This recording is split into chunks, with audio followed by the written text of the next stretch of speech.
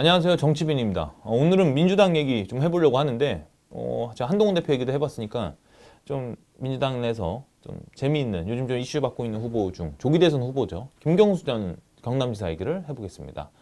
이게 김 지사가 생각지도 못하게 되게 핫한데 조기 대선이 열린다면 사실 민주당은 이재명 대표가 압도적으로 대선 후보가 될 가능성이 높습니다. 어쩔 수가 없는 게 일단 당 구조가 주류가 9.5예요. 비주류가 0.5고 많이 얘기했지만 민주당은 전통적으로 비주류가 3 정도로 있는 곳인데 확실히 이 대표가 있는 민주당은 예전 민주당하고 다르거든요. 당이 똘똘 뭉쳐있죠.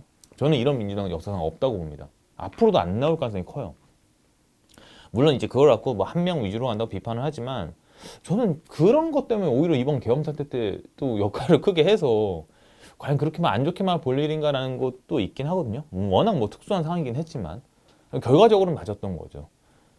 그리고 이거 역대 총선에서 진짜 최고의 성적을 거뒀고 그 계엄 사태 때 진두지휘하면서 그런 걸 모두를 해제하고 모든 걸 좀 가는 역할에 있어서 되게 이 대표 역할이 컸기 때문에 순풍을 타고 있죠. 뭐 나름의 잡음이 있기는 하지만 그래서 조기 대선이 열리면 이재명 대표가 유리하다. 뭐 이건 아무도 부정을 못합니다.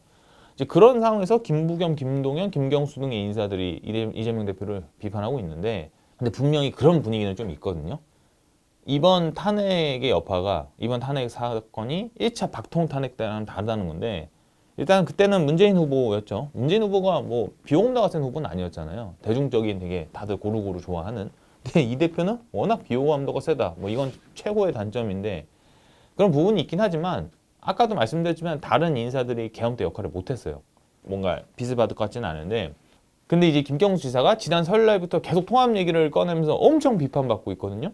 진보 스피커들 중에는 김 지사 보고 2등 전략으로 가야 된다는 의견도 나오고 있는 거예요. 그러니까 뭐 경선은 할 수 있는데 다음을 노려봐라 이런 거인데 최근에 그런 얘기가 나온 게 이제 뭐 유시민 그 작가가 그런 얘기를 많이 했죠. 굉장히 비판적으로 많이 했죠. 근데 이제 최근에 김 지사가 본인한테 우호적이지 않은 유튜브 매부쇼에 출연을 하면서 적극적으로 자신에 대한 얘기가 오해라면서 막 발언도 했거든요.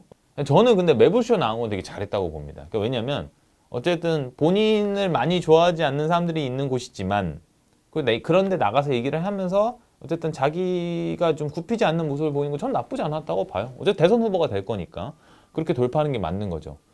그러니까 물론 이제 현재 본인이 내세우는 통합이라든지 이런 가치가 이재명 대표를 좋아하는 사람들한테 반가운 얘기는 아니지만 뭐 저는 의미는 있었다고 봅니다. 그런 적극적인 행보가. 근데 이제 객관적으로 말씀드리면 대선 행보에서는 쉽지 않죠. 다시 말씀드리지만 그 이재명의 시간이고 어쨌든 모든 위기를 넘어선 후보이기에 다른 사람들의 영역이 거의 없다. 근데 저는 좀 예전부터 일각에서 김경수 지사를 후보로 보는 게 좀 약간 좀 신기하다? 이렇게 좀 보는 편이었거든요. 그러니까 왜 그러냐면 이거는 저는 옛날부터 이런 생각이 있던 게 정치권에서 좀 큰 이슈였죠.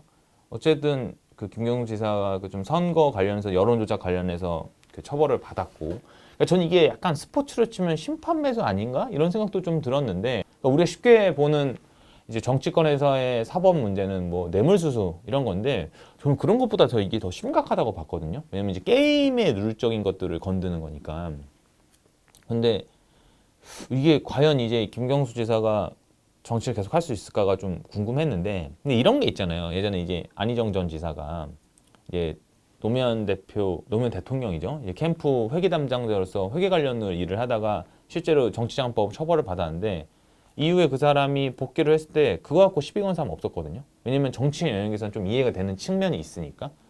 근데 이게 지금 이제 김경수 지사 건은 그렇게 뭐라고 하는 사람이 없지만 뭐 아직 뭐 대표급 이런 게 아닐 수도 있어서 그러겠지만 저는 이게 맞나 싶기는 하거든요. 그러니까 더 영향력을 갖추게 되면 분명히 계속 문제가 들어올 거다.